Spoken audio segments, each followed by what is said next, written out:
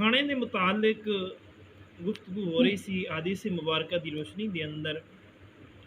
حضرت ابو ہریرہ رضی اللہ تعالیٰ عنہ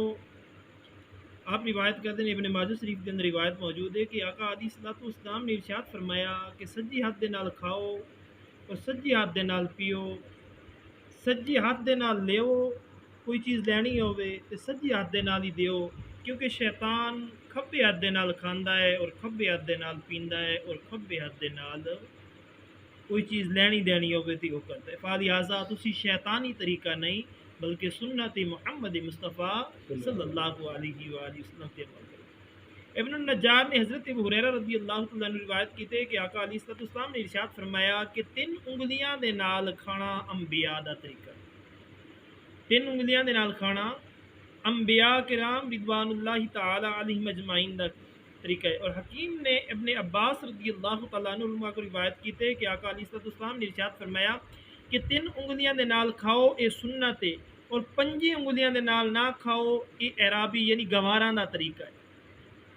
اے گوارا دا طریقہ ہے، فلہذا پورا ہاتھ برتن دے اندر نہ ڈبو بلکہ 3 انگلیاں استعمال کر کے 3 انگلیاں دے نال کھاؤ، اے آقا علیہ الصلوۃ والسلام دی سنت ہے۔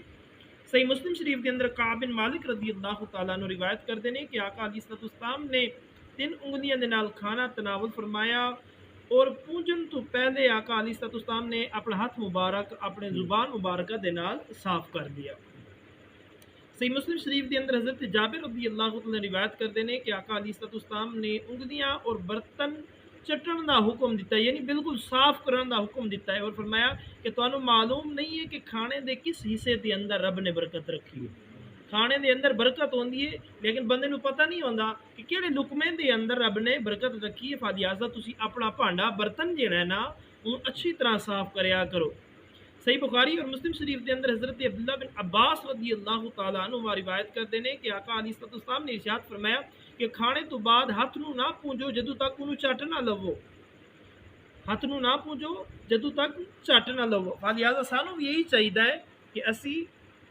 اپنے ہاتھ نو اچھی طرح صاف کر لئیے تاکہ جڑا کھانا لگا ہے نا وہ ضائع بھی نہ جائے اور کہ پتہ اسی کھانے دے اندر برکت ہوے۔ امام احمد ترمذی ابن ماجہ نے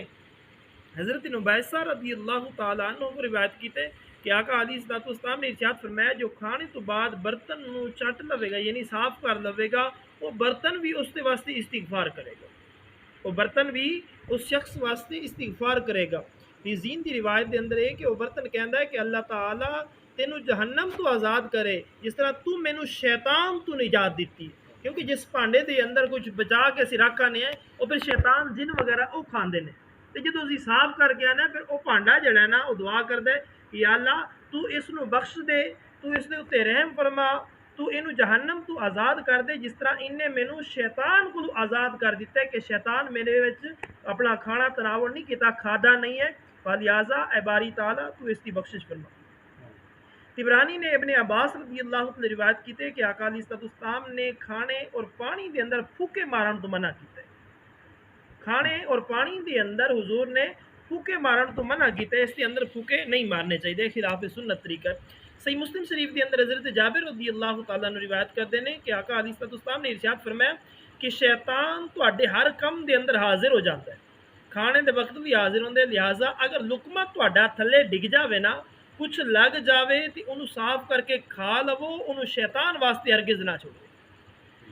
لقمہ تواڈا تھلے ڈگیا ہے، انہوں مٹی یا کوئی چیز لگ گئی ہے، فرمایا انہوں صاف کرو، صاف کر کے انہوں کھا لو، شیطان واسطے ہرگز نہ چھڑو۔ جدو کھانے تو فارغ ہو تو اپنی انگلیاں چٹ لو کیونکہ معلوم نہیں کہ کھانے دے کس حصے دے اندر برکت ہے۔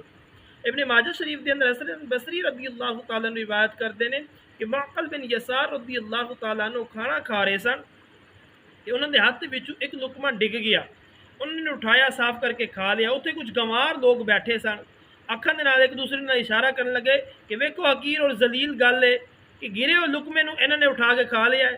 کسی نے انہوں نے آکھیا، فرمایا خدا پلا کرے معقل بن یسار اتھے امیر اور سردار دی حیثیت دے نال سن، فرمایا ایک گنوار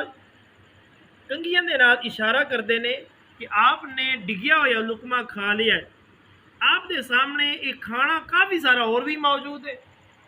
اگر چاہتے تو انہوں چھڑ دیں اور کافی سارا کھڑا ہے، ہاں ختم ہویا ہوں تو پھر بھی گل بنتی ہے۔ گوارا نے گلاں کیتیاں تے آپ نے فرمایا یہ اجمیاں دی وجہ تیوں ہے، اس چیز نو نہیں چھوڑ سکدا کہ جو میں رسول اللہ صلی اللہ علیہ وآلہ وسلم کو سنیے۔ سانو حکم سی کہ جدو لقمہ ڈگ جاوے اینو صاف کر کے کھا لو، شیطان واسطے ہرگز ہرگز نہ چھوڑو، انہوں صاف کر کے کھا لو، شیطان واسطے نہ چھڈو۔ ابن ماجہ شریف کے اندر ام المومنین حضرت عائشہ صدیقہ رضی اللہ تعالیٰ نے روایت کر دیا نے کہ نبی کریم صلی اللہ علیہ وسلم مکان کے اندر تشریف لائے، روٹی کا ٹکڑا پڑیا ہوا ویکھیا، اس کو لے کے پونجیا پھر کھا لیا۔ فرمایا عائشہ اچھی چیز کا احترام کرو کہ یہ چیز یعنی روٹی جدو کسی قوم کو دوڑ جاندی ہے نا تو یہ لوٹ کے نہیں آندی، یعنی اگر نہ شکری دی وجہ کسی قوم دا رزق چلا جائے نا تو وہ پھر رزق دوبارہ واپس نہیں آتا۔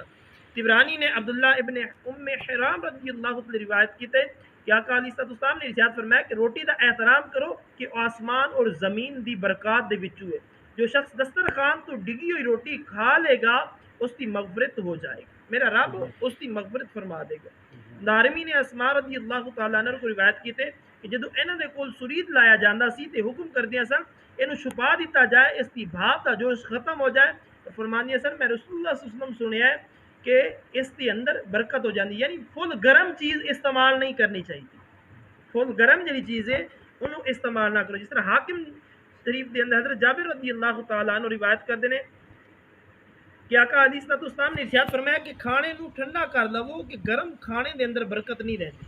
یعنی انہیں فل گرم بھی نہیں ہونا چاہیے کہ زبان سڑتی جائے اور انہیں ٹھنڈا بھی نہیں ہونا چاہیے بے لذت ہو جائے، بلکہ درمیانہ کھانا جڑا نا وہ استعمال کرنا چاہیے۔ آقا علیہ السلام نے غلاموں ساڈا دین مکمل دین ہے، اس کے اندر پیدا ہون تو لے کے تے وفات تک بلکہ عالم برزخ تک سارے معاملات موجود نے۔ انسان کو چاہیے کہ اپنی ہر ایک سانس اپنا ہر ایک کم جڑا ہے نا سنت محمد مصطفیٰ صلی اللہ علیہ وآلہ وسلم نے مطابق کرے، دعائے اللہ تعالی عمل دی توفیق عطا فرمائے۔ وما علینا الا البلاغ۔